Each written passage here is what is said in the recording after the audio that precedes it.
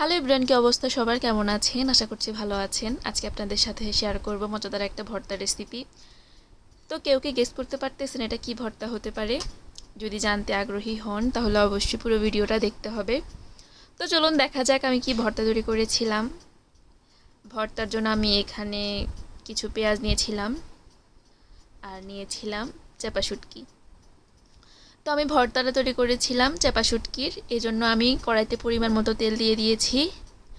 এরপরে পেঁয়াজটা দিয়ে নেড়ে চেড়ে শুটকিটা দিয়েছি। আর এর আগে থেকে আমি শুকনো মরিচ ঢেলে নিয়েছি, একটু ভর্তাটা ঝাল ঝাল না হলে খেতে ভালো লাগে না। এরপরে আমি পেঁয়াজ আর শুটকির মধ্যে পরিমাণ মতো লবণ দিয়ে নিয়েছি। এরপরে এগুলো সিদ্ধ হওয়ার পর আমি কড়াই থেকে নামিয়ে নিয়েছি। ভর্তাটা করতে খুবই সহজ, খুব সহজভাবে মজাদার ভর্তা আমরা করে খেতে পারি।